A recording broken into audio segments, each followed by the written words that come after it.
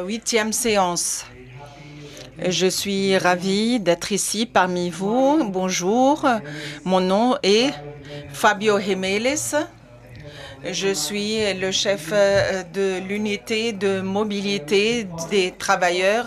Je suis au quartier général à Genève et j'ai le plaisir de participer à cette conférence pour la première fois et j'espère que ce ne sera pas la dernière fois et j'espère d'avoir davantage d'opportunités à l'avenir.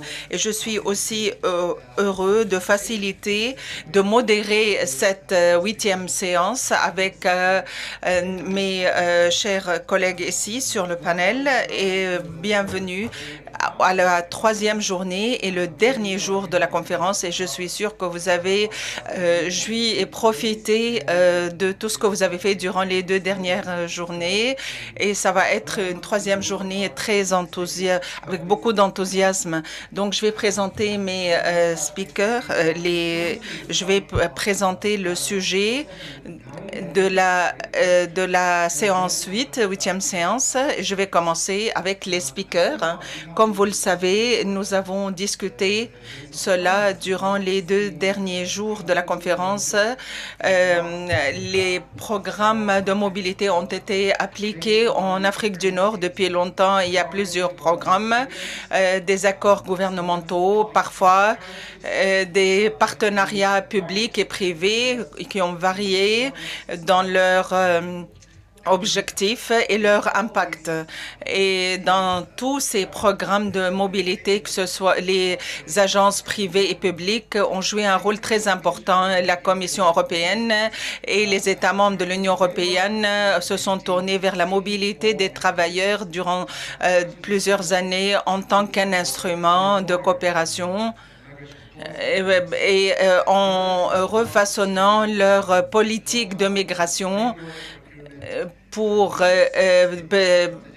la procuration des travailleurs dans les secteurs spécifiques de manière à promouvoir l'économie en explorant de nouvelles mobilités. Dans toutes ces expériences pilotes, les agences privées d'emploi ont élaboré leur travail durant cette séance. Nous allons explorer les rôles, les défis et les opportunités pour améliorer les programmes et les partenariats de mobilité. Nous faisons beaucoup de services, beaucoup d'agences offrent beaucoup de services. Nous allons les écouter et aussi on aimerait passer en revue les défis qui se posent à leur travail dans les différentes nations et pays. Aussi, nous allons écouter comment améliorer l'application et l'impact de ces initiatives. Donc, nous allons commencer la 8e séance. Je vais demander à nos collègues d'être prêts pour partager quelques témoignages. Je pense que nous avons en ligne M. Sadek Filet. Est-ce que Sadek est en ligne?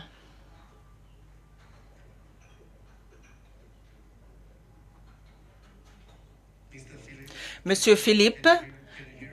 Monsieur Philippe, est-ce que vous nous entendez? J'aimerais confirmer que Monsieur Sadek Philippe est en ligne. C'est le CEO d'Adelia ou le chef de conseil d'administration d'Adelia.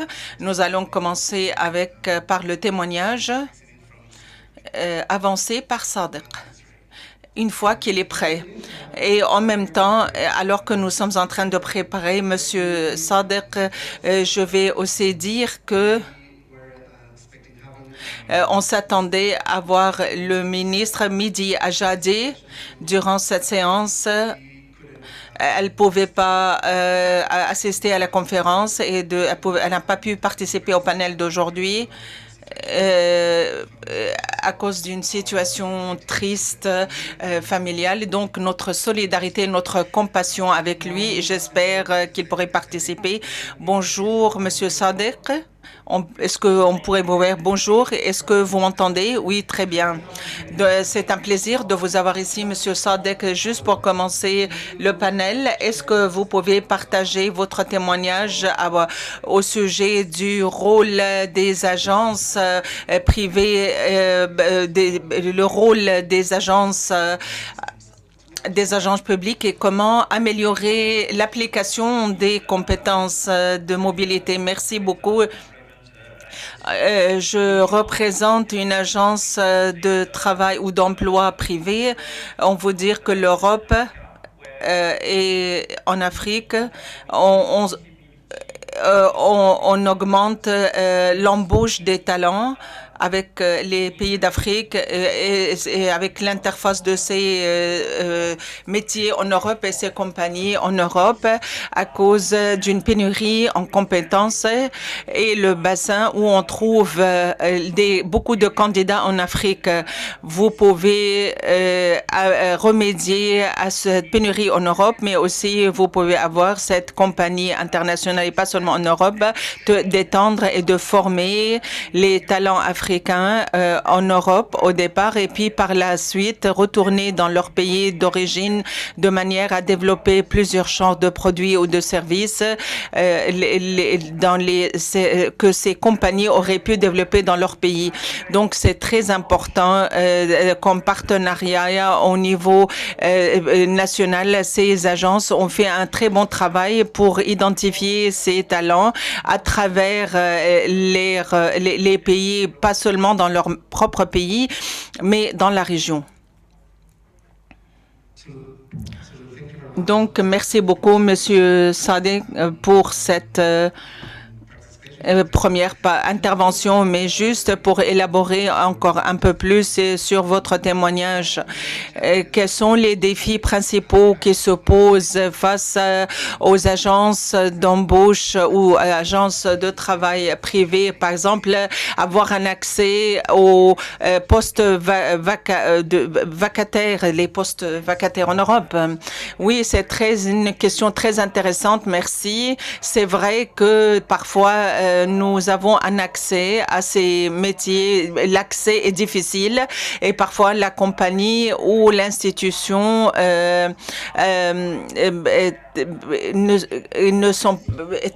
veulent trouver des talents à l'extérieur. Donc, ils ne voient pas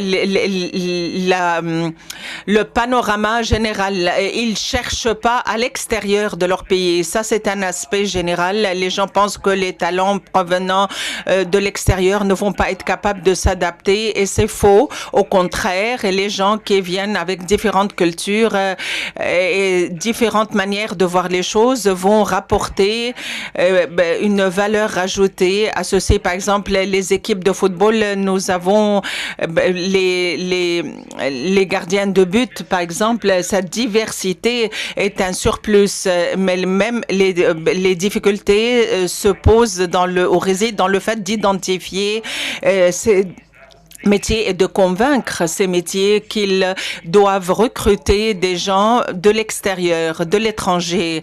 Et c'est pas seulement va développer l'économie quand une poste qui n'est pas occupé, c'est une perte en profit, en revenus, mais aussi ceci pourrait leur ouvrir de nouveaux marchés.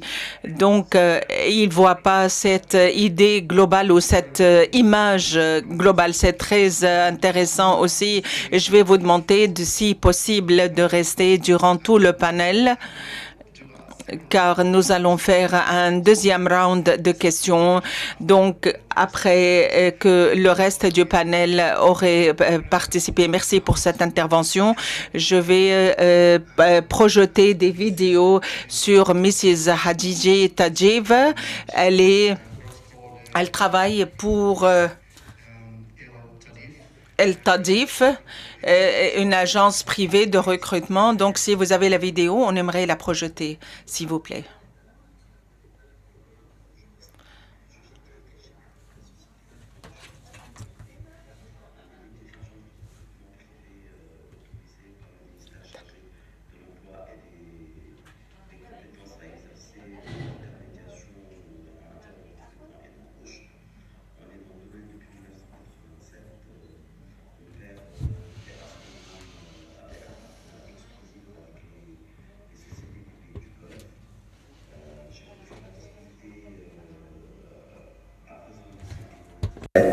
Et depuis, je ne ménage pas d'efforts pour développer l'activité, la structurer et l'étendre à d'autres secteurs et marchés.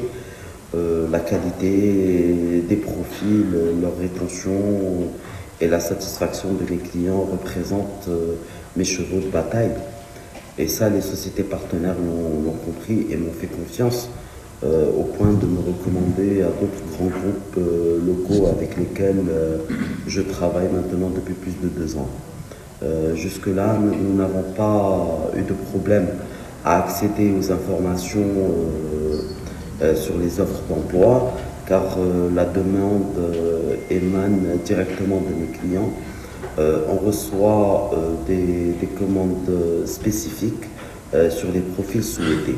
On veille à obtenir de l'employeur, avant d'annoncer un poste, tous les renseignements relatifs à l'emploi, c'est-à-dire fonctions et tâches particulières, salaire, traitement et d'autres avantages, conditions de travail, déplacement, hébergement, et ce avec autant de détails que possible. On veille également à ce que les conditions d'emploi soient précises dans les contrats et facilement compréhensibles par les travailleurs. Les contrats sont rédigés en 2 langues, anglais et arabe, et informent les travailleurs sur les salaires, les heures de travail, le lieu, les exigences et les tâches de l'emploi pour lesquelles ils sont recrutés. Ceci pour empêcher les substitutions.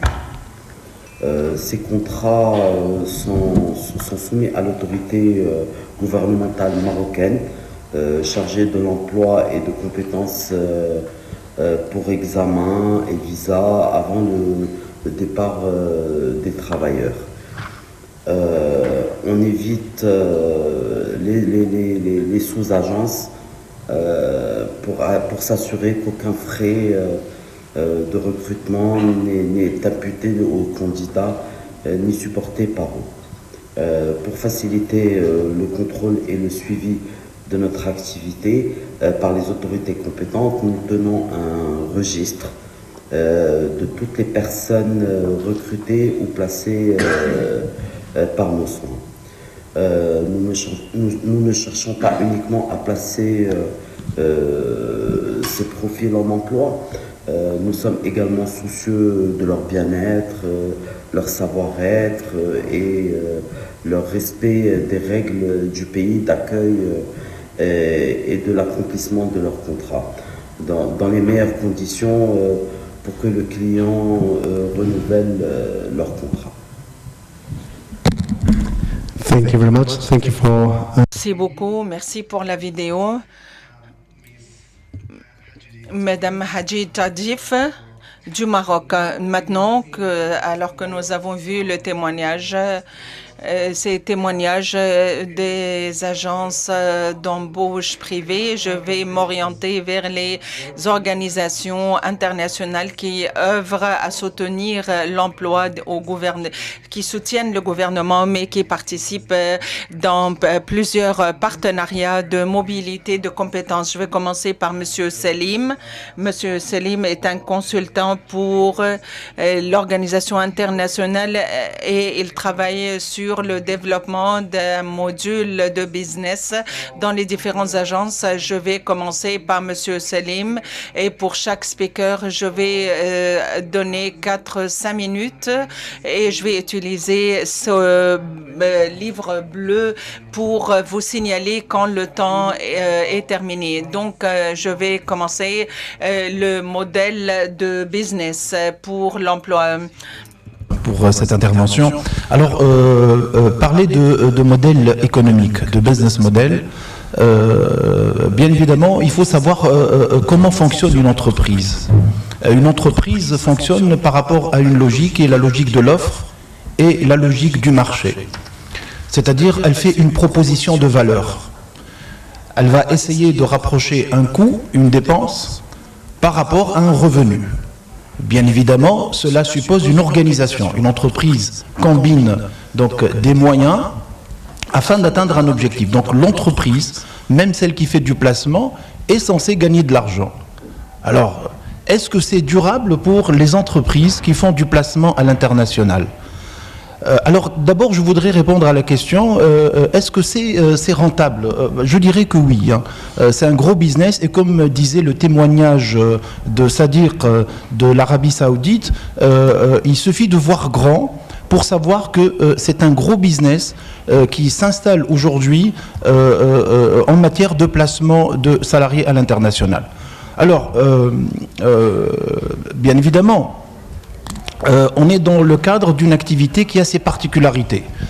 L'établissement de placement n'est pas comme n'importe quelle entreprise. Et ça, c'est les particularités sur lesquelles je voudrais interagir et ce que nous avons constaté. Juste, je rappelle que nous avons effectué en partenariat et dans le cadre du programme TAM, avec l'appui bien évidemment de l'OIT et du BIT de Tunis, une étude sur la modélisation économique des établissements de placement à l'international. Et nous avons relevé des constats. Ces constats peuvent être également partagés par nos amis marocains, mais également égyptiens. Alors, on est quand même au cœur d'une activité qui traite de l'être humain. L'homme est au centre de tout, en quelque sorte, et on n'est pas dans un business classique. On est également dans un modèle économique qui est surréglementé. Il y a beaucoup de présence de normes, les normes qui sont des normes nationales, internes au pays, mais également les normes internationales. Alors, également, on est dans un secteur qui frôle, qui est très proche de la traite des êtres humains. C'est-à-dire, facilement, une entreprise pareille peut se convertir, peut glisser en quelque sorte pour devenir et pour faire de la traite des êtres humains. Également, c'est un secteur qui souffre énormément de l'informel et de la concurrence déloyale. C'est aussi un secteur qui a une proposition de valeur qui est très paradoxale, qui est même contradictoire. C'est-à-dire, au même temps, il a un candidat au travail et donc un problème de sourcing qu'il doit approcher, mais il ne doit pas solliciter une rémunération. Et de l'autre côté, il a son client qui est un client payeur. Donc, l'établissement de placement se retrouve techniquement entre un candidat qui ne paye rien et un client qui, lui, cherche une compétence donc à recruter. Alors, également, nous avons relevé et constaté que il y a parfois des écarts dans ces établissements de placement à l'international où ils se convertissent à des nouvelles activités, notamment le placement des étudiants à l'étranger, et c'est un élément pertinent à prendre en considération. La dernière caractéristique, Fabio, concernant ce secteur d'activité, c'est l'existence de la subordination. Alors la subordination, par définition, dans tout contrat de travail, il existe une relation de subordination qui est reconnue par le droit, et le droit souvent intervient pour la rééquilibrer. L'exemple du contrat de travail. Okay. Donc, nous avons relevé et constaté une subordination qu'on peut appeler économique. Certains profils aujourd'hui ne cherchent pas à immigrer pour le travail, ils cherchent à immigrer pour l'immigration. Et ça, c'est un constat qui est très important, qui rend ce profil un profil vulnérable et donc soumis à la subordination. Et à partir du moment où il y a ce déséquilibre dans les relations, bien évidemment, les écarts et la non-conformité peut être donc constaté. Alors tout le challenge, tout le défi de ce secteur-là, c'est d'être en conformité avec la loi, ce qu'on appelle la compliance en anglais. Donc c'est très important de les orienter vers un respect d'abord des normes internes qui les autorisent, les réglementations du pays, mais également par rapport aux standards internationaux. Juste quelques chiffres, permettez-moi. L'étude que nous avons accomplie en Tunisie nous a fait également constater que c'est un gros business, donc je précise que c'est des gens qui gagnent de l'argent. Le temps de retour sur investissement, il est entre 6 et 9 mois, ça dépend du pays sur lequel on travaille. Les marges bénéficiaires sont très intéressantes et on estime qu'à peu près sur le marché canadien, on est à 220%, on est entre 100% et 250% en termes de marge bénéficiaire. C'est dire que c'est un secteur qui est porteur. Dernier constat, c'est l'immaturité du secteur. Tout à l'heure, j'ai beaucoup apprécié l'intervention de Sadiq lorsqu'il a dit que ces entreprises ne voient pas grand. Et cela est dû, entre autres, au manque de maturité du secteur. Donc, c'est des gens qui se sont retrouvés, nous avons utilisé le terme de entrepreneurs par accident. Ils n'ont pas été formés pour, donc il faut les assister afin qu'ils puissent faire ce growth et développer cette activité. Thank you very much. Thank you very much, Ms. Lim. Very, very interesting comments about profitability and sustainability. Merci beaucoup pour avoir mentionné la profitabilité de ce business. Et donc, Pavel, c'est le directeur général de l'initiative en IOM. Et Paul, je pense que Monsieur Selim a mentionné quelque chose de très intéressant concernant cette idée de ces agences privées qui ne travaillent pas dans le business traditionnel, le secteur.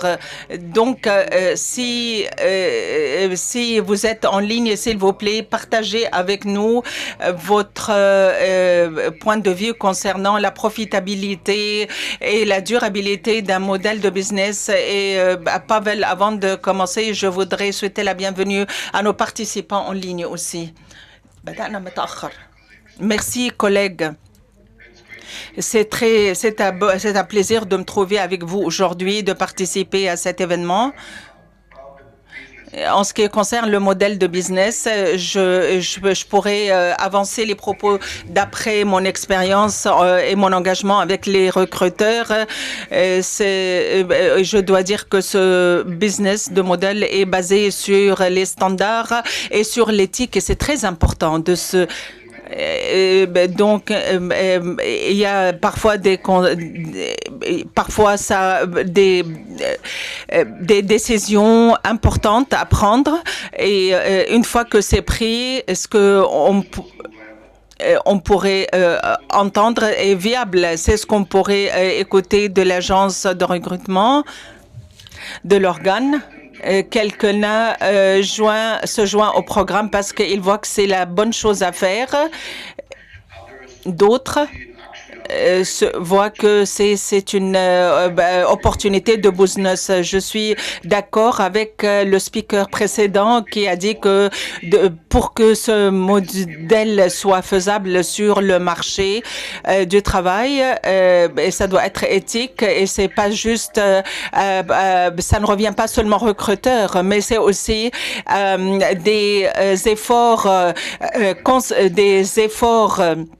orchestrés sur le marché du travail, et ils ont un rôle à jouer de manière à favoriser cet environnement pour créer ce marché d'une manière qui respecte les codes de l'éthique et de manière à favoriser un climat de travail favorable. Les gouvernorats aussi vont bénéficier des travailleurs.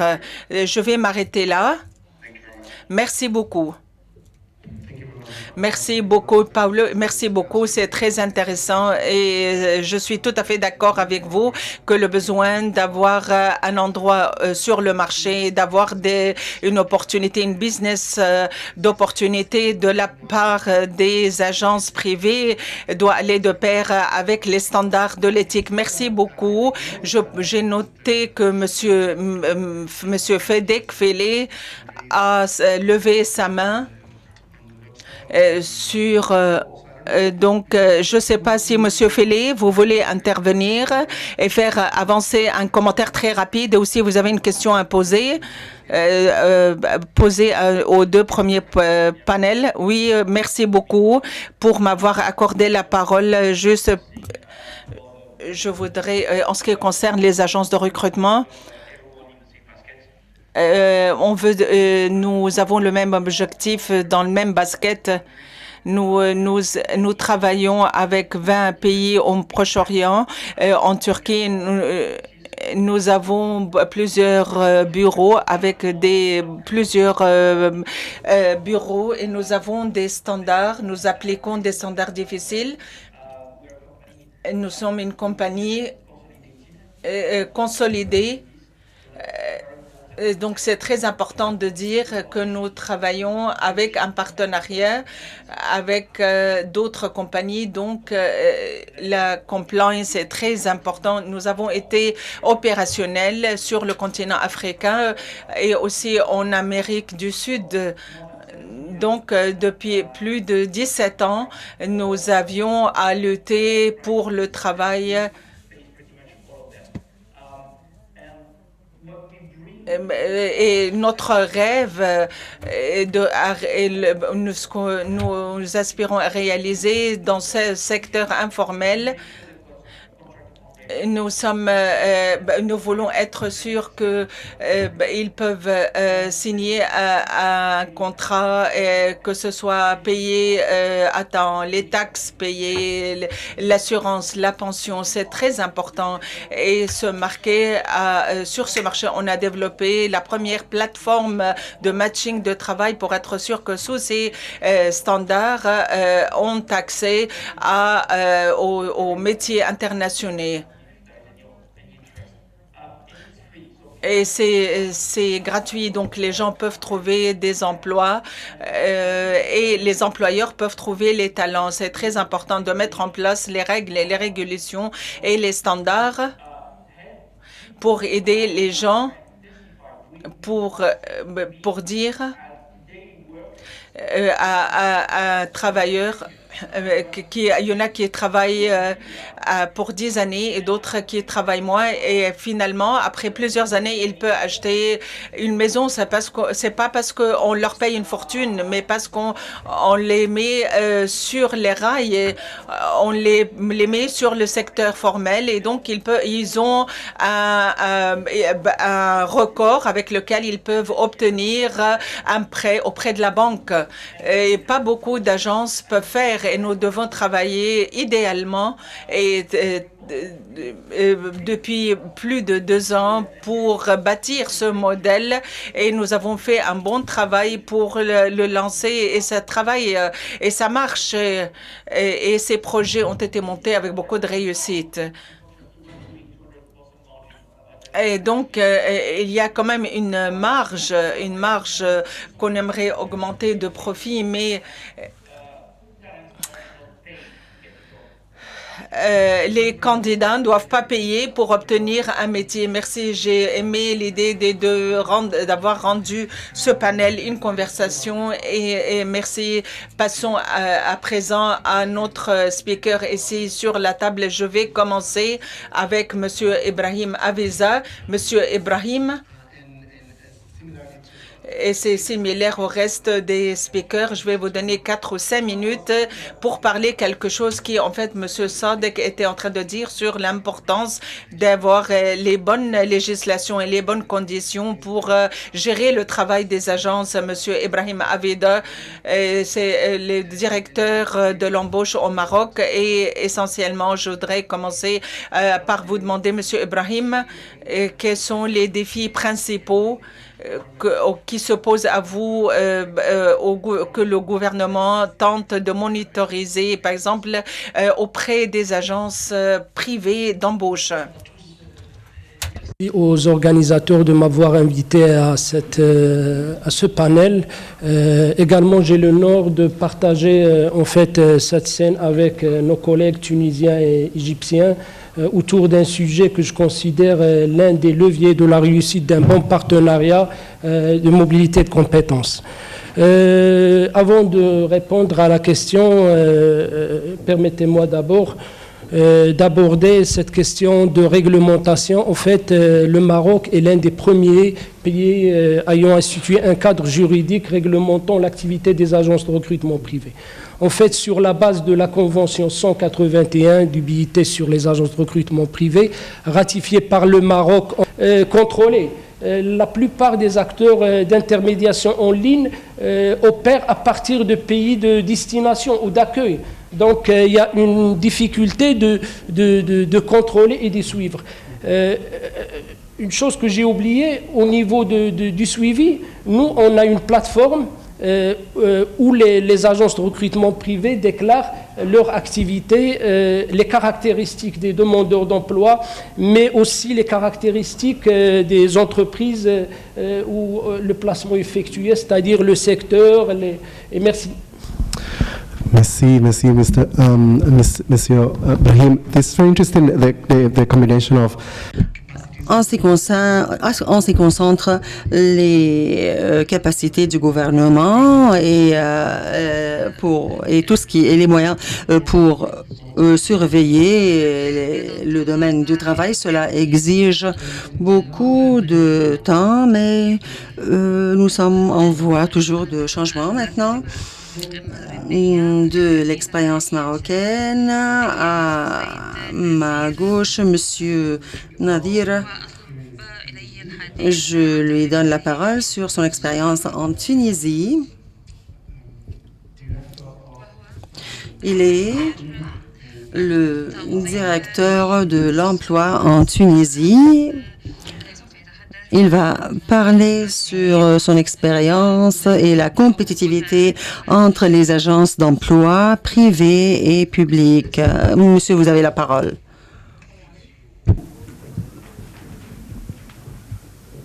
Merci beaucoup. Bonjour à tous et à toutes. Donc, je vais parler de l'expérience tunisienne en matière d'intermédiation privée pour le placement à l'étranger. Nous avons mis un cadre juridique depuis 2010 pour réglementer et organiser cette activité d'intermédiation de placement à l'étranger. Donc c'est le ministère chargé de l'emploi qui délivre les autorisations d'exercice pour les agences privées de recrutement à l'international. Donc et il définit les conditions d'exercice de cette activité. Donc les principaux, disons, ou les principales conditions, c'est surtout il faut le principe de gratuité des services pour les demandeurs d'emploi. Également, ils doivent afficher l'autorisation d'exercice pour le public. Également, il doit afficher les offres d'emploi à l'étranger pour le public et il ne doit appliquer qu'aucune discrimination. Donc, et il est tenu à rendre compte des opérations de placement annuellement au ministère chargé de l'emploi. À ce titre, nous avons créé un corps d'inspecteurs pour l'inspection et le suivi de ces agences privées de recrutement à l'international.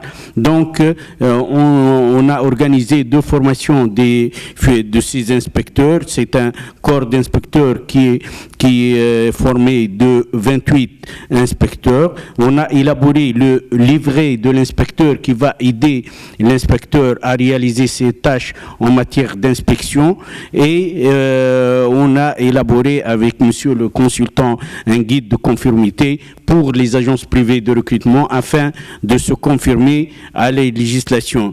Également, nous sommes en cours de mettre en place une plateforme en ligne. Cette plateforme, on va trouver l'historique de chaque établissement privé, quels sont les dépassements et les abus et même les opérations de placement qui ont été réalisées par l'agence privée de recrutement. Également, où chaque établissement privé, il est tenu d'informer le ministère sur les offres et aussi il y a un espace de réclamation dans cette plateforme pour les demandeurs d'emploi afin de réclamer tout dépassement ou tout abus observé par l'agence privée de recrutement. Donc un autre point, c'est nous sommes en Tunisie, nous considérons que les agences privées de recrutement qui ont l'autorisation ne sont pas des concurrents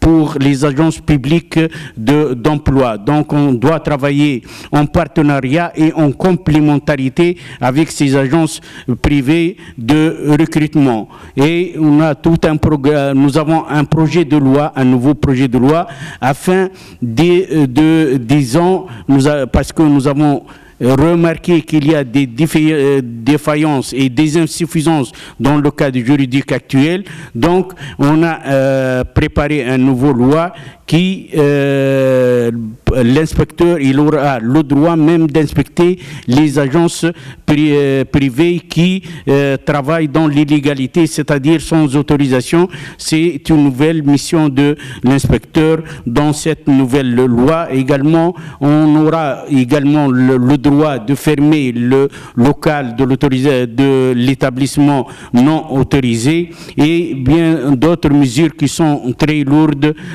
pour contrecarrer les dépassements des établissements privés de placement qui travaillent dans l'illégalité. Et merci beaucoup. Merci, monsieur. Désolé. I think you mentioned something that... Je crois que vous avez mentionné ici quelque chose critique et qui est important pour l'État, mais pour tous les autres projets. C'est en ce qui concerne le renforcement des capacités et la formation. Je crois que il y a deux panélistes qui ont mentionné cela.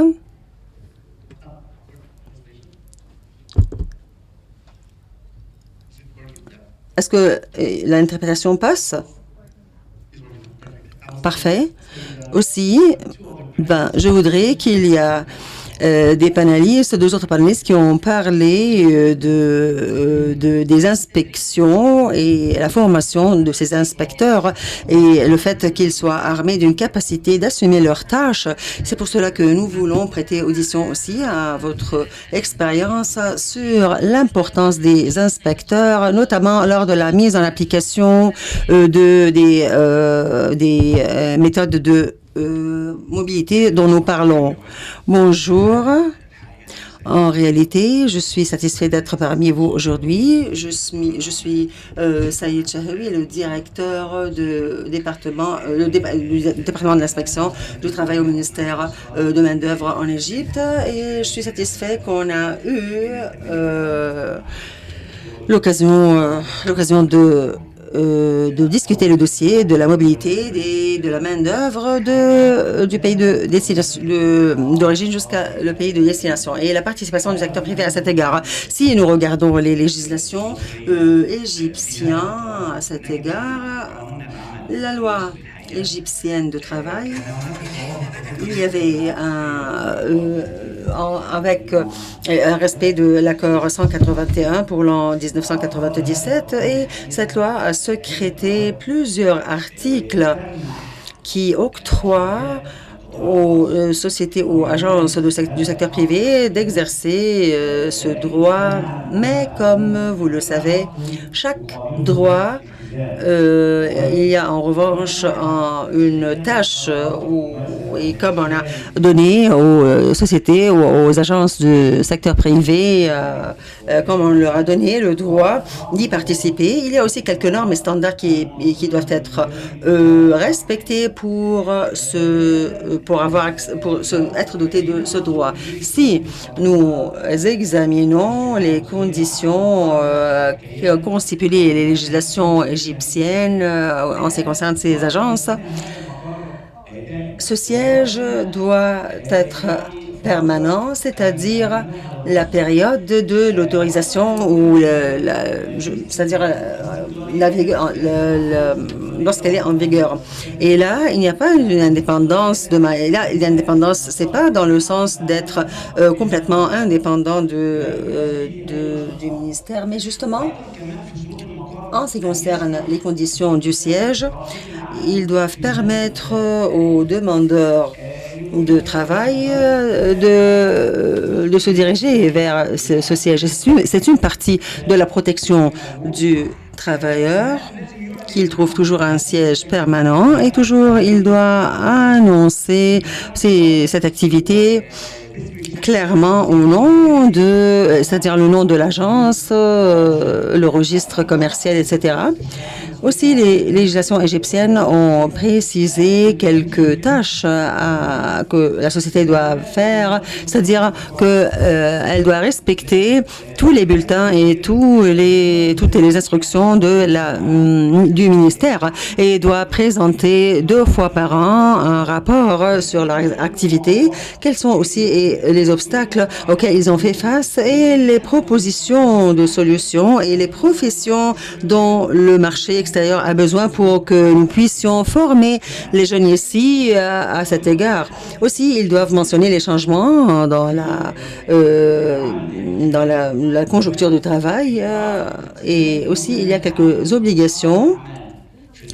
Ils doivent avoir une bonne conduite et avec les sociétés, les patrons à l'étranger et ne doivent pas déroger à leurs prérogatives. Aussi, les législations égyptiennes ont obligé ces agences de préparer des registres où ils enregistrent les demandeurs de travail, les offres, les demandes des travailleurs qui ont déjà été parties contractuelles, parce que cet enregistrement est très utile pour le travailleur, parce que si jamais l'agence va annoncer les opportunités de travail disponibles. Cela est dû à travers ces registres et cela met l'accent sur la non-discrimination et l'égalité de chance. Et concernant les candidats, This is a very interesting point of... c'est très important lorsque on a dit que c'est très important lorsqu'on parle des droits des travailleurs migrants. C'est extrêmement important. Vous avez parlé de la protection des travailleurs migrants. Maintenant, je vais donner la parole au syndicat de travailleurs, Monsieur Ansari. Vous avez une expérience au Maroc. Quels sont, Monsieur Ansari, les défis qui existent du point de vue de la protection des travailleurs migrants?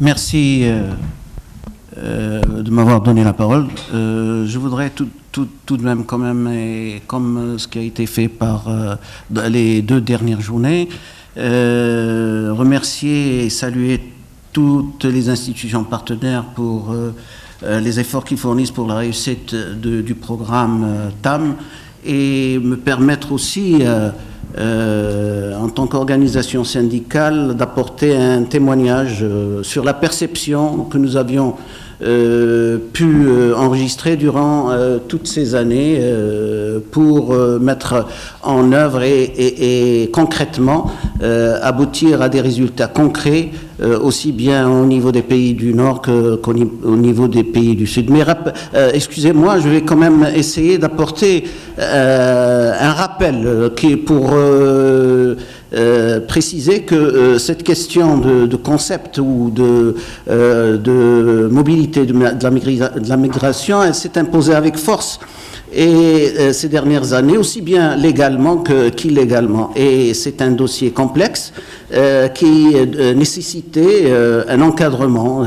Donc c'est ce qui a été évoqué lors des précédents programmes pour la migration équitable organisé par l'OIT.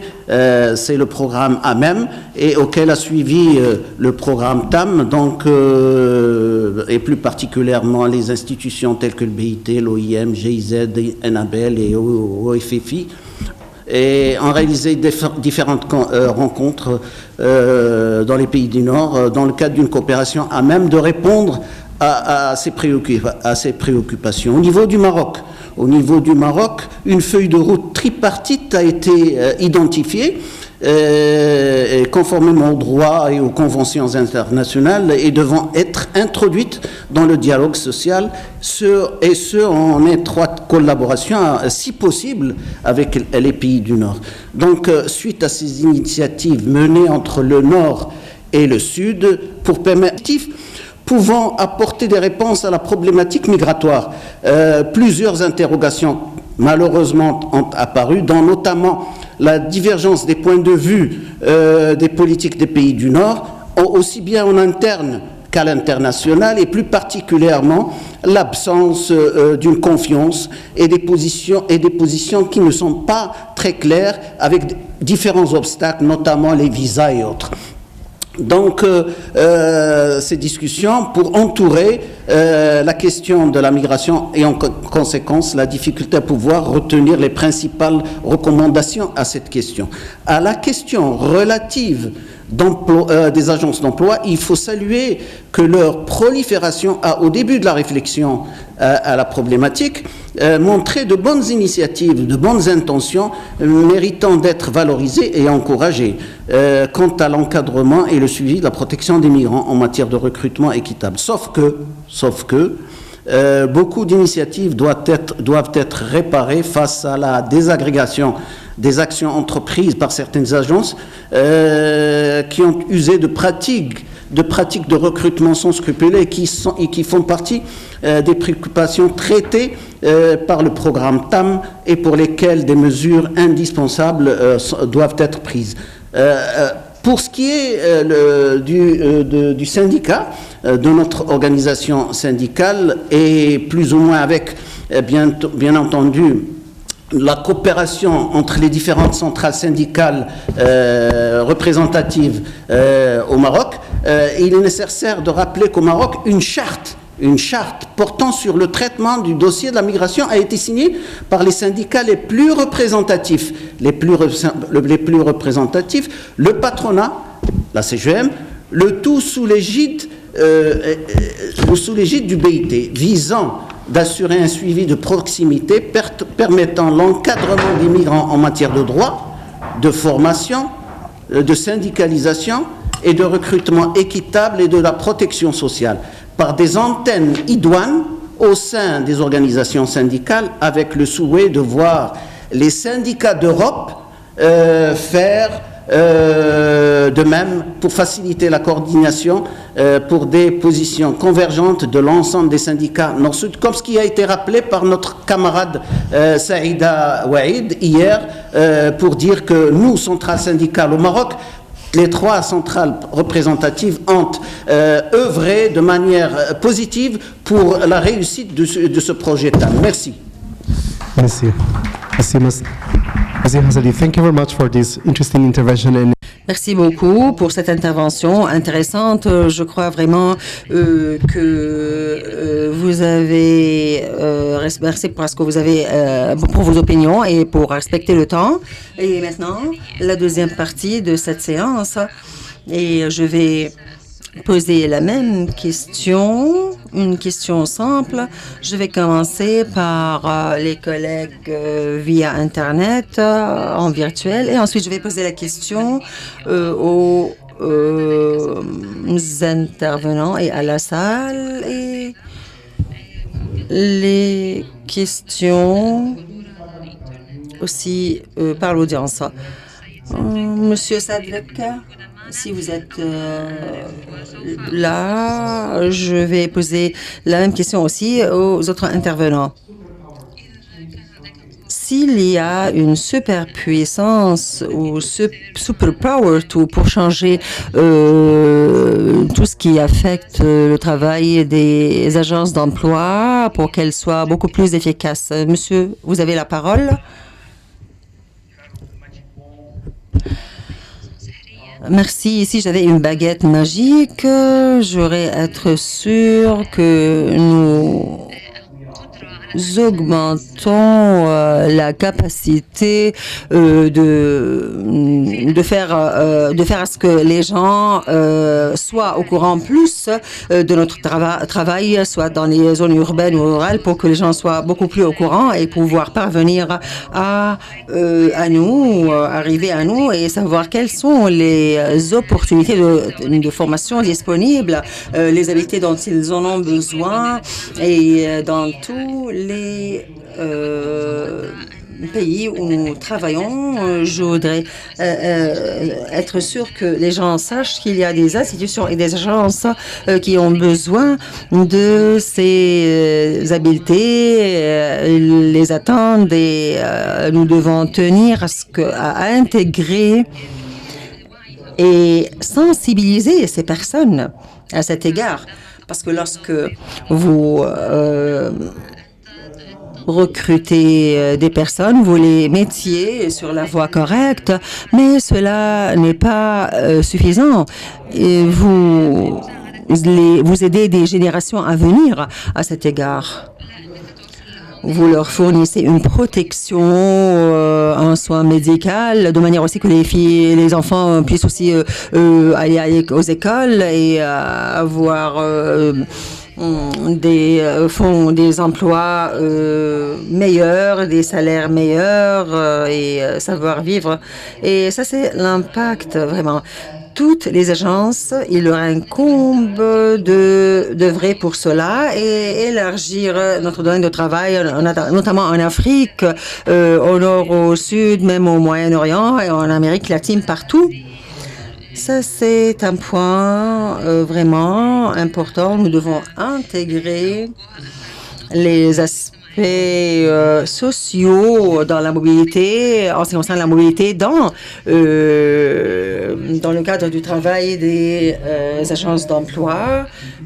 Aussi, j'ai aimé ce que vous avez dit lorsque vous avez jeté la lumière sur votre travail. Et la technologie ici joue un rôle pour faciliter le fait qu'on vous connaisse. Paulo, je te remercie pour rester avec nous. Qu'est-ce que nous devons faire dans l'avenir pour renforcer les capacités de ces agences pour travailler d'une manière adéquate et dans ce milieu plein de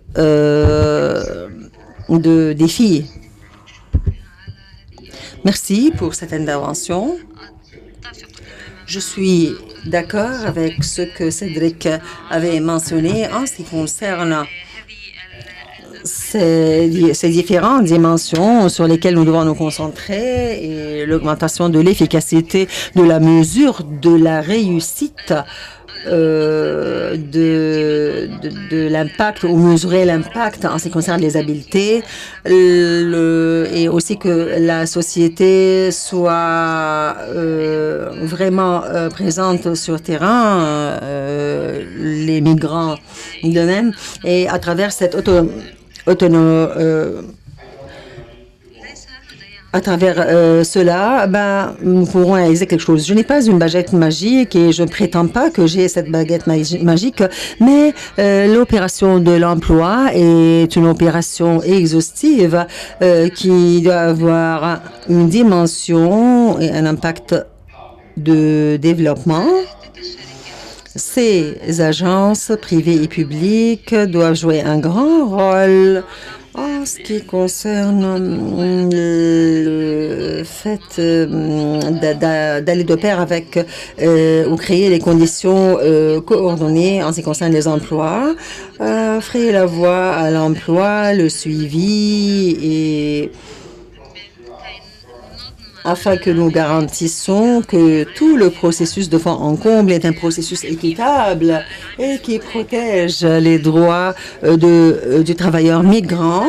Ainsi, je crois que l'opération de l'emploi doit être prise en considération étant donné une opération complète et cela est important pour garantir les partenariats, la mobilité des talents, des habiletés et réaliser l'intérêt et les bénéfices, les grands bénéfices que la migration pourrait réaliser dans le développement. Il a parlé d'un point très important, la capacité des gouvernements et les agences privées et publiques précisément en ce qui concerne le suivi des migrants après qu'ils se dirigent vers l'étranger. Et nous avons rappelé que quelques migrants, parfois ils sentent qu'ils sont suspendus entre parenthèses lorsqu'ils se dirigent vers un autre endroit et ils sentent qu'on ne leur accorde pas d'intérêt. Je vais commencer par le même ordre. Monsieur Ibrahim, qu'est-ce qu'on peut faire maintenant afin que les sociétés d'emploi privées et publiques beaucoup plus efficaces de votre point de vue? Pour renforcer le rôle des agences de recrutement privées et aller vers l'efficacité, en fait, il y a deux niveaux d'intervention. Le premier niveau, c'est au niveau pays d'origine.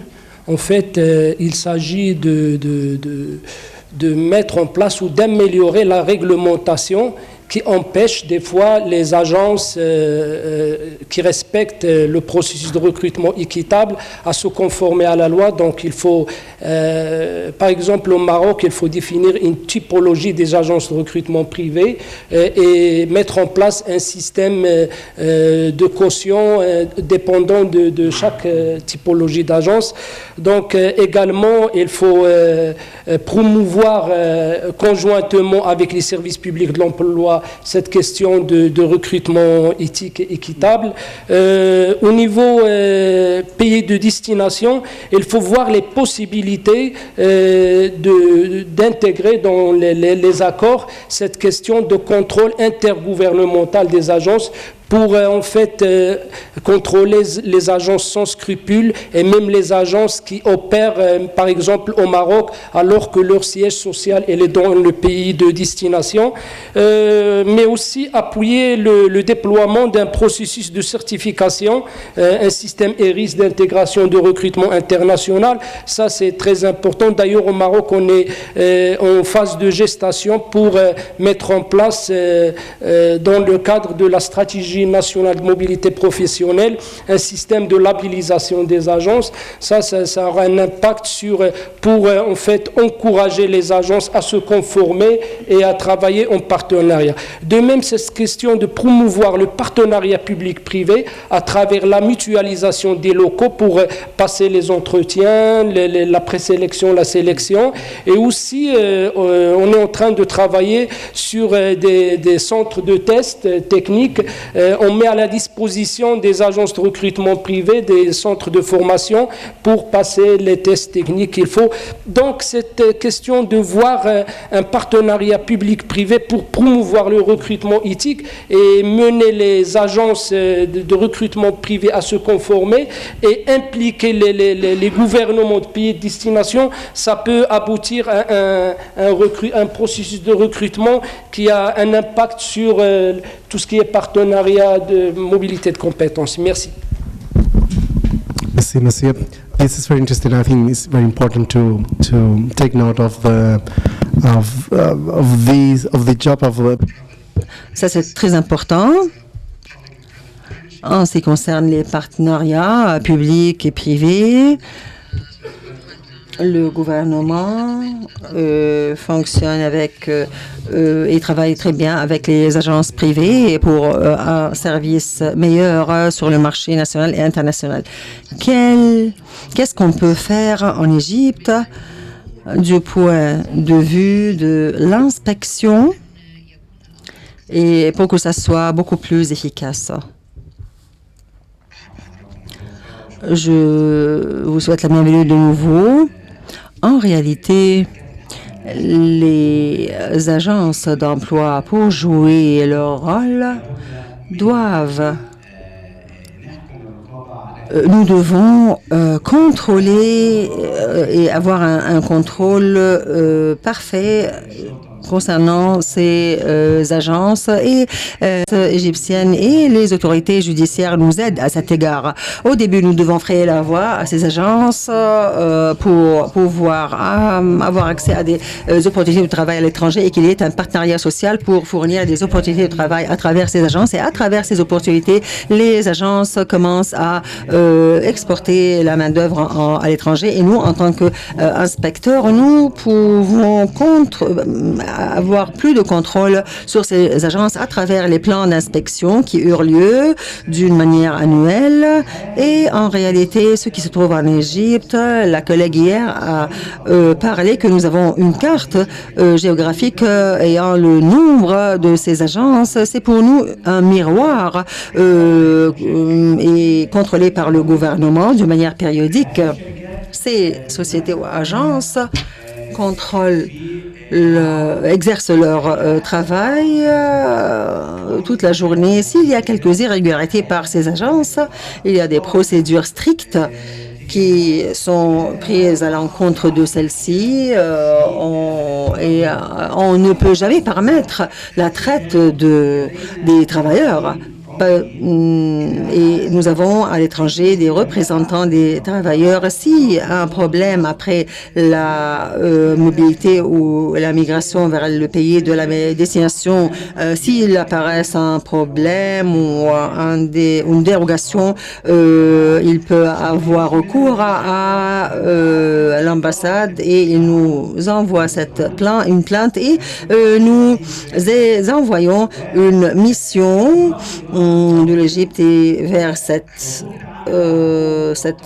agence et il y a des procédures judiciaires pour compenser le travailleur et tout en aussi gardant le droit de l'État en ce qui concerne l'abolition ou la fermeture de l'agence.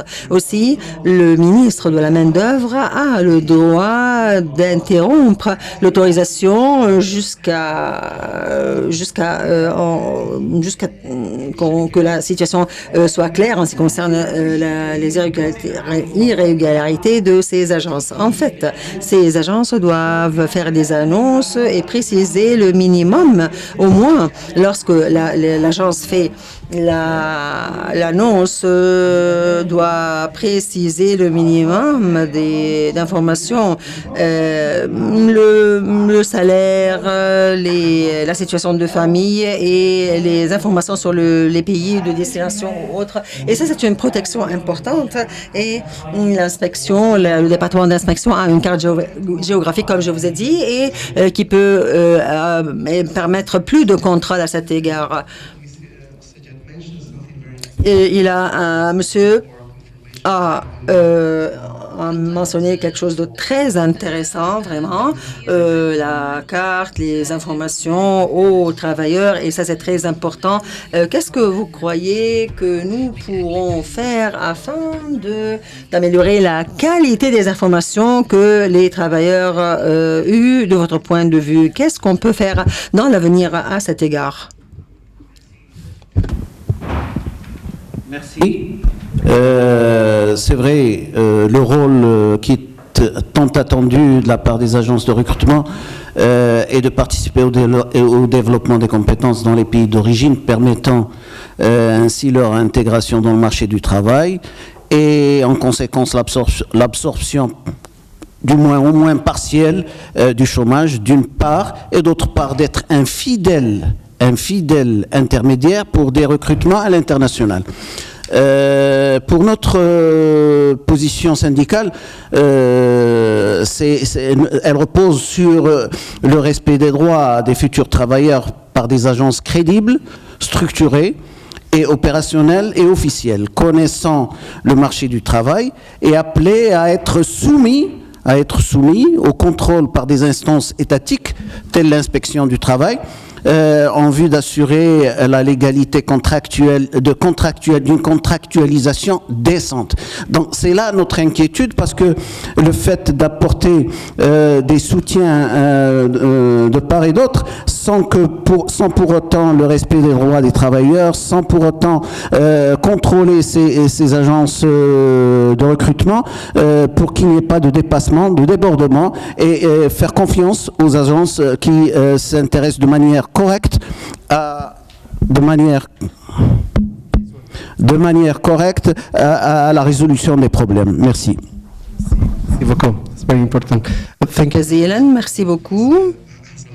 Merci beaucoup, Monsieur Hassali. Monsieur Selim, si vous voulez dire de votre point de vue, qu'est-ce que la durabilité de ces agences. Qu'est-ce que nous pourrons faire dans l'avenir pour plus de compétences et plus d'effectifs? Mais également, si j'avais quelque chose à changer, pour le principe de l'égalité, hein, d'accord? Donc je répondrai également à cette question. Alors pour que le modèle économique soit un modèle soutenable et périn, bien évidemment, il y a des conditions. Et c'est vraiment très challengeant aujourd'hui pour ce secteur d'activité. Moi, j'utiliserai des termes clés.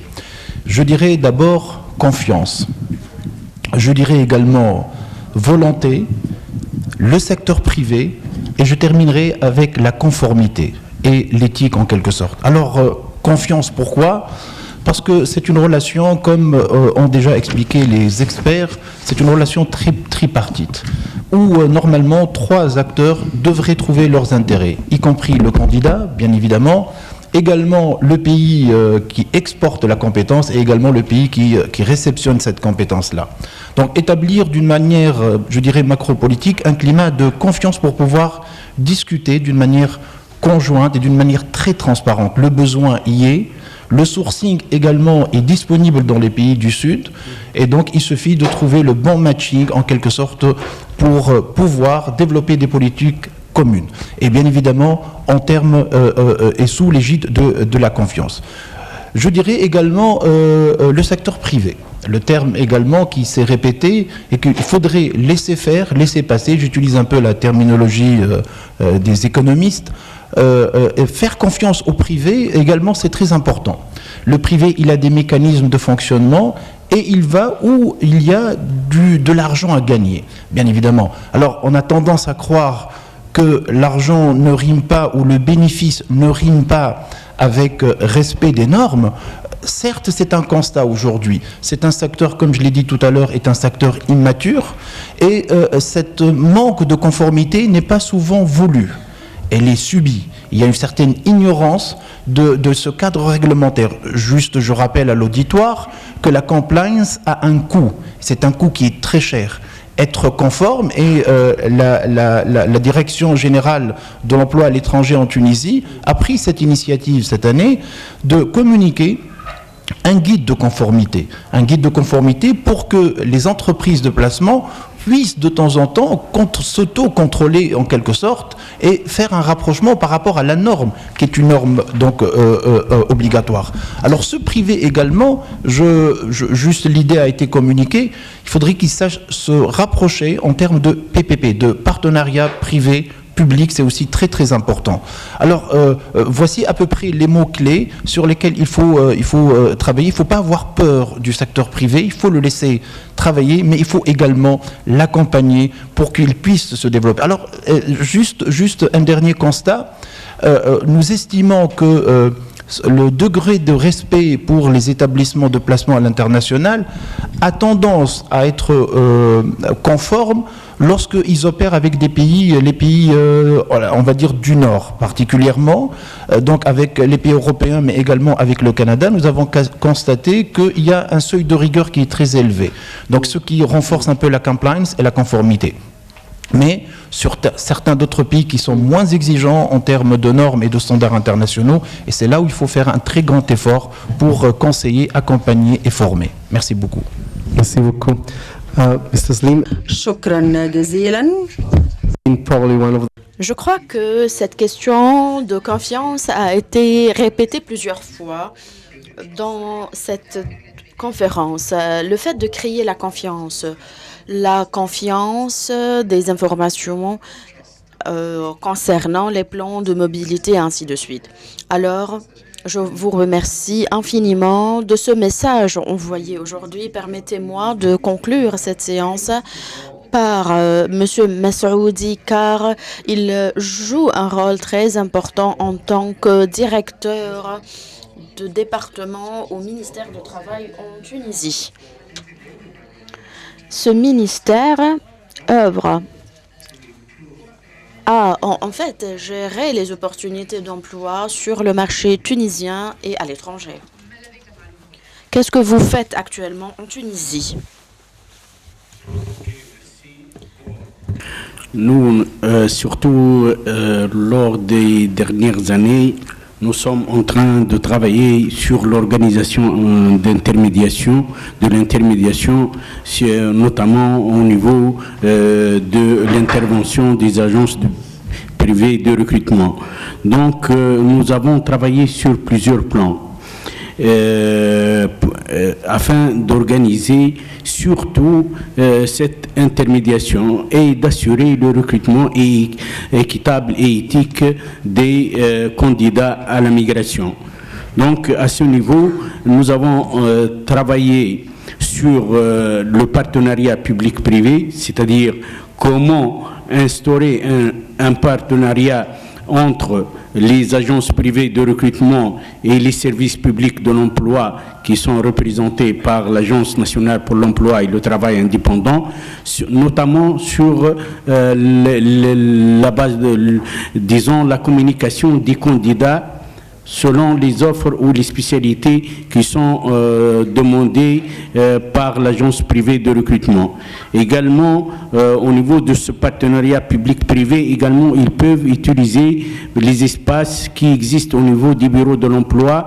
Et nous avons tout un réseau de bureaux de l'emploi qui couvre tout le territoire de la Tunisie et qui peuvent être utilisés par l'agence privée de recrutement autorisée. Et la troisième chose, c'est la prise en charge des frais de formation complémentaire. Nous avons un article dans la législation tunisienne qui permettent aux agences privées de recrutement de bénéficier de la prise en charge de formation complémentaire, que ce soit technique ou linguistique, pour améliorer l'employabilité des jeunes ou pour satisfaire l'offre en question. Également, nous avons l'agence tunisienne de la formation professionnelle qui a 136 centres de formation professionnelle et qui peuvent être utilisés par l'agence privée de recrutement au cas il y a d'organisation des entretiens et des tests techniques qui peuvent être disons, organisés au niveau des centres de formation professionnelle. Donc là, sur le partenariat public-privé. Également, nous luttons contre la concurrence déloyale de la part des agences non autorisées. C'est-à-dire, nous considérons que les agences privées de recrutement autorisées avec lesquelles nous devons établir un partenariat, une complémentarité avec les services publics de l'emploi, mais aussi il faut éviter la concurrence déloyale de la part des agences qui ne sont pas autorisées.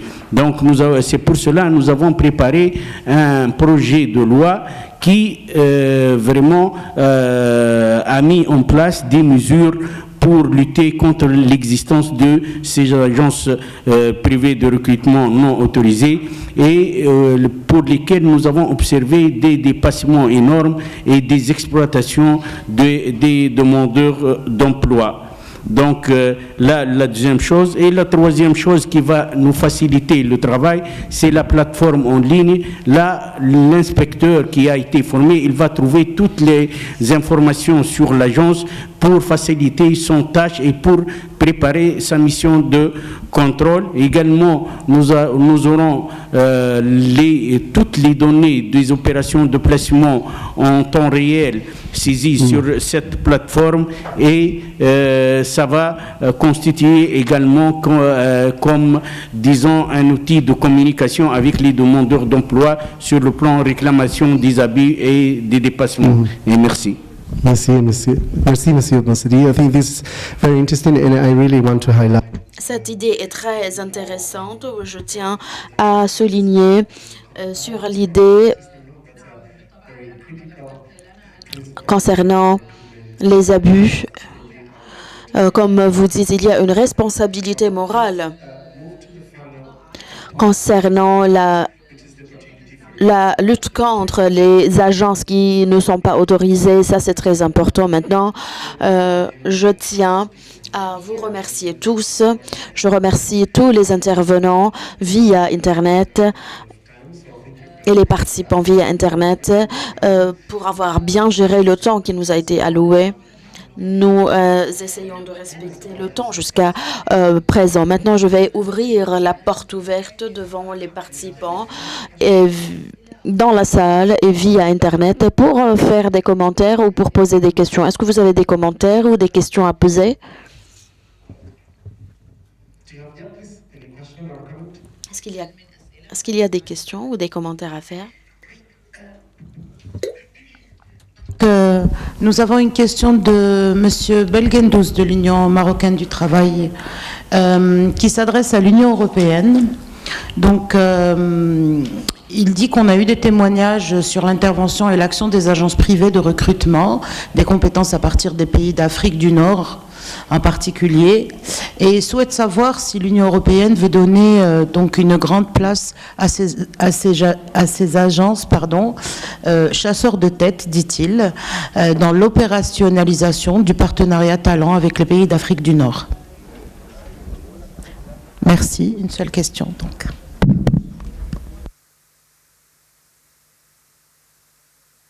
Thank you very much. The interesting thing is who is going to respond. Si quelqu'un souhaite répondre à cette question, ou si quelqu'un d'autre souhaite répondre à cette question à partir de la salle. Bon, merci pour cette question. Est-ce que c'est la seule question qui existe sur Internet? Oui. Est-ce que quelqu'un souhaite répondre ou faire un commentaire?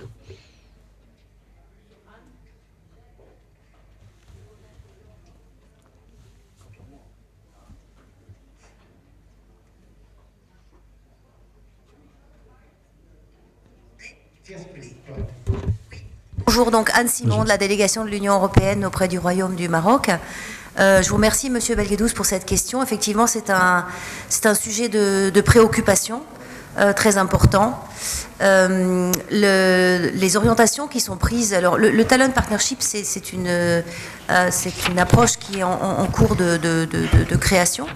Les expériences sur lesquelles on se base sont les expériences dont nous parlons aujourd'hui, ces 3 jours, qui sont des expériences de mobilité qui sont menées justement pour lutter entre autres pour lutter contre ces pratiques, en travaillant avec les services publics de l'emploi. Tous ces modèles dont on a témoigné ces 3 jours sont conçus afin d'aboutir évidemment à des schémas qui garantissent les conditions éthiques de recrutement et, comme on l'a dit aussi, plus en avant aussi les conditions de réinsertion et de réintégration économique ou de développement économique des personnes et d'empowerment des personnes. On l'a cité le cas par exemple avec le projet Wafira, et c'est ce qui fait que ce sont des projets effectivement pilotes et où il y a un investissement. On a parlé d'efficacité budgétaire qui était relativement faible, mais c'est le coût de ce travail de chercher à mettre en place des circuits qui sont à la fois efficaces en termes économiques pour la personne concernée, pour le Maroc, dans le cas dont je parle pour le Maroc, pour l'économie, enfin les pays, les employeurs dans les pays aussi destinataires, et en utilisant justement des services qui garantissent le bon fonctionnement de ces circuits. Donc je crois que c'est une réponse aux soucis que vous êtes en train d'exprimer. Merci beaucoup. Thank you very much. Thank you. Hopefully that answered the question. Souhaitons que cette question que cette réponse a pu répondre à votre question. Maintenant, si quelqu'un souhaite faire d'autres commentaires? Non? هل تسمعوا؟ Ok, Ali Serhani du secteur privé. Désolé, j'ai la voix cassée. Ma femme croit que je suis ici pour chanter, ma fille croit que je chante dans des mariages. Bon.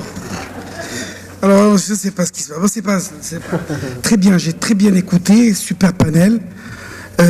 Alors, mon compatriote Ibrahim Abidar a parlé de relations intergouvernementales. Si on veut régler ce problème d'agences de privés voyous, il faut qu'il y ait des accords intergouvernementaux dans lesquels tout est clair. Vous avez cette agence qui est autorisée à recruter pour ce marché, elle est dans les deux sens. Si on ne le fait pas, on est en train de perdre notre temps. Il y a beaucoup de voyous, il faudrait bien criminaliser un petit peu. Alors, criminaliser dans le sens juridique, sanctionner, hein, pas tuer ou quelque chose comme ça, non. Sanctionner bien comme il faut, tant qu'on ne fait pas ça. Parce qu'on a beau faire, que ce soit au Maroc, en Tunisie, en Égypte, où vous voulez, on a beau faire ce qu'on veut. Si de l'autre côté, il n'y a pas de répondant, c'est que vraiment, on laisse libre cours à ces personnes-là. Un. Deuxième des choses. Il y a trois choses. La deuxième, et je m'arrête. Fabio, 2 minutes. La deuxième des choses, c'est que même, parce que depuis avant-hier, on parle de coopération nord-sud, ou bien nord-sud, sud-sud, avec parfois des temps un peu péjoratifs. Mais s'il doit y avoir une coopération sud-sud, c'est que les pays doivent se mettre d'accord pour tuer ce qu'on appelle le dumping social. Le dumping social, parce qu'il y a des États, et laissez-moi vous dire les choses, parce que je voyage beaucoup, je vois beaucoup de pays qui vous disent, écoutez, nous avons beaucoup de chômeurs, nous avons ceci, on veut faire le maximum pour avoir le maximum de personnes qui puissent partir, avoir un salaire. C'est un fait. Mais s'il n'y a pas cette coopération sud-sud dans laquelle le dumping social est jeté à la poubelle, on ne fait rien. Troisième des choses, et là je m'adresse à mon ami M. Hansali de l'UGTM, et à mon ami Saïda, que je remercie d'ailleurs parce que nos syndicats, je les remercie pour cela, tous nos syndicats ont créé des antennes qui sont là pour protéger les droits des travailleurs bien avant la signature de la charte dont tu as parlé, Hansali. Est-ce que vous ne pensez pas qu'il puisse y avoir une solidarité entre syndicats des pays d'origine et syndicats des pays de destination? Pourquoi je dis ça? Le syndicat a un rôle très important. C'est pareil pour nous, le patronat. Pareil pour nous. Mais c'est les syndicats qui sont là, par exemple, pour que les voyous puissent être mis devant le fait accompli et que ça s'arrête là. Et thank you, Fabio Baraka. Merci beaucoup. I think we have Aurelia and then Mr. Hansali. Aurelia, please.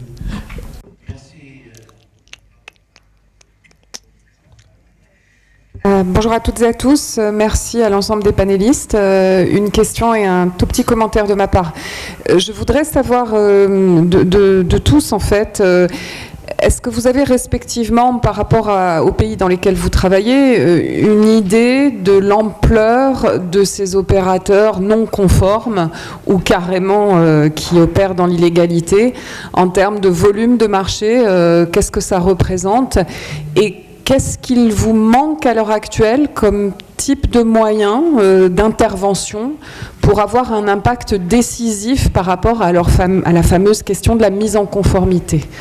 Et juste un tout petit commentaire en réponse à ce que Ali Serhani vient d'indiquer, les accords syndicaux nord-sud, on va dire. Je voudrais juste indiquer que dans la table ronde, il y aura l'intervention de monsieur Yves Montalesco au titre du RSMMS, qui est le réseau syndical migration subsaharienne méditerranéenne, et qui précisément est un réseau syndical qui englobe des syndicats de toute l'Europe, de toute l'Afrique du Nord et de l'Afrique de l'Ouest. Donc c'est un exemple, mais c'est vrai que c'est quelque chose aussi qui serait encouragé plus. Voilà. Thank you very much, Aurelia. That's a critical question. Let me start on my left, Mr. Mizudi. Est-ce que vous pouvez répondre à la question qui a été posée par Aurelia sur l'expérience tunisienne et aussi le volume du marché occupé par les agences non autorisées? Donc, pour le volume des agences non autorisées, donc nous, en Tunisie, nous avons, disons, 40 agences privées de recrutement qui exercent avec autorisation. Nous avons une quarantaine. Et à peu près le même nombre, ils exercent dans l'illégalité. Donc, c'est presque le même nombre qui exercent dans l'illégalité. Donc, pour les agences privées autorisées, ils font annuellement 2500 à 2000 opérations de placement. Donc, à l'étranger, pour les agences privées de recrutement autorisées. Pour les agences non autorisées, on n'a pas des chiffres corrects. On n'a pas des chiffres corrects, mais nous avons des plaintes de la part des demandeurs d'emploi parce que nous avons constaté il y en a des dépassements de la part des agences privées non autorisées. Et pour cela, nous avons en même temps travaillé pour améliorer la législation actuelle, parce que nous avons remarqué qu'il y a beaucoup d'insuffisances au niveau de la législation actuelle. Nous n'avons pas des sanctions contre les agences privées non autorisées. Nous n'avons pas des sanctions claires. Donc, nous n'avons pas des mesures également pour fermer les locaux des agences privées non autorisées. Et également, l'inspecteur des agences privées de recrutement n'a pas, selon la législation actuelle, n'a pas le droit d'inspecter les agences privées non autorisées. La seule chose que nous sommes en train de faire contre les agences non autorisées, c'est de formuler des plaintes à la justice. Donc, il y en a des cas qui ont été, disons, punis ou disons, il y en a des mesures par la justice qui ont été prises pour rendre les montants qui ont été accueillis par des demandeurs d'emploi. Donc c'est uniquement ça que nous sommes en train de faire contre les agences privées non autorisées. Par contre, le projet de loi qui est travaillé en faisant participer toutes les structures nationales et les organisations nationales. Donc, ce projet de loi, il a mis en place plusieurs mesures pour contrecarrer ces agences privées de recrutement non autorisées. Je cite par exemple la fermeture des locaux par un arrêté du ministre chargé de l'Emploi. La deuxième chose, c'est que l'inspecteur, il a le droit de visiter ces agences non autorisées et de rédiger un procès verbal contre les dépassements des agences non autorisées. La troisième chose, c'est qu'il y aura des sanctions très lourdes et qui peuvent arriver jusqu'à 5 ans de prison contre les agences qui exercent sans autorisation. Également, même les médias qui peuvent être sanctionnés s'ils vraiment publient des offres de la part des agences non autorisées. Et également, nous avons aussi une mesure pour disons, masquer les pages des réseaux sociaux et les sites électroniques des agences non autorisées et qui sont utilisés pour, disons, induire en erreur les demandeurs d'emploi. Donc, toutes ces mesures qui peuvent, disons, nous permettre d'organiser cette intermédiation privée et d'assurer le recrutement équitable et éthique des candidats à la migration. Et merci. That's very interesting point. Thank you very much. Please, Mr. Merci. Sur la question de l'ampleur du secteur non formel, la méthodologie de l'administration tunisienne, bien sûr, est basée sur des constats réels, sur ce qu'ils ont pu constater en une année. Nous, on a opté lors de notre étude sur le modèle économique à une autre méthodologie de travail et nous avons relevé avec nos experts économistes et financiers qu'il y a à peu près une moyenne de 1 sur 10. C'est-à-dire sur 1 formel, vous avez 10 qui sont dans l'informel. Nous distinguons également entre 2 types de sociétés qui sont dans l'informalité. Alors, ceux qui sont voulus, c'est-à-dire ils veulent cette situation-là, ceux qui sont en train de la subir.